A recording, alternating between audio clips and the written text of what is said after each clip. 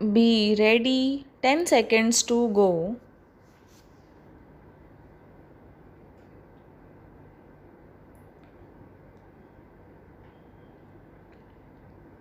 Start. What is national integration? It is first and foremost emotional feeling that binds all individual citizens of this country into one of the great nations.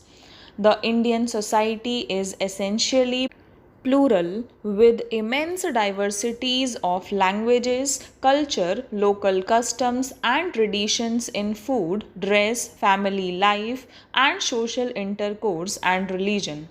It is the immense diversity that often tempts people to regard India not as a country but as a continent or a miniature world and makes Indian life a grand, variegated mosaic of peerless beauty. This is our great inheritance, which few other countries can boast of, and we must do all we can to preserve its salient and beneficial features.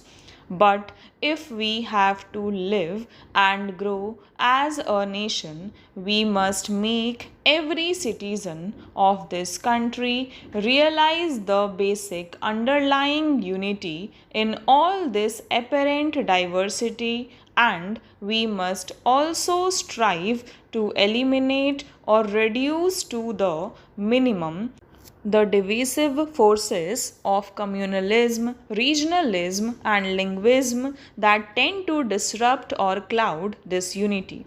National integration may be said to have been achieved when the positive and unifying forces reign supreme in national life and the negative and the divisive trends are controlled, if not totally eliminated. This is our goal. It is in this direction that we have been moving throughout our long history. It is, in a way, a long and endless journey to a great destination. As with liberty, eternal vigilance is the price that we have to pay for national integration as well. The binding together of all citizens in spite of all their diversities into one nation has to be attempted in several directions. It is not a single strand but a union of several strands which will determine the strength of the national fabric. National integration will therefore have to be positively sought through political, economic, and social development, through education, through a decentralized, just, and fair administration, and through the generation of confidence and a feeling of security among the minority groups. Each of these aspects deserves some examination. To begin with, national integration is a highly political issue. It is the responsibility of the political system to keep the country together and to provide the leadership for strengthening national integration in all walks of life. The Indian National Congress provided this essential cohesion for the last 90 years. This has been its great service to the people. The relationship between national integration and socio-economic development is also equally close and, in fact, as mutually interdependent as the chicken and the egg. National integration, which is needed for the very survival of a nation, is a precondition for development because India must live before India can grow. At the same time, how can feelings of national integration survive for long in a situation of great poverty?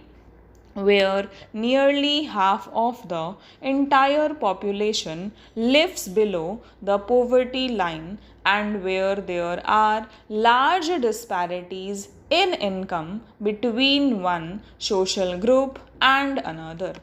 We must therefore strive our best to abolish at least the government in the organized industry and in the public sector corporations whose incomes and perquisites are well above the general economic level of the population.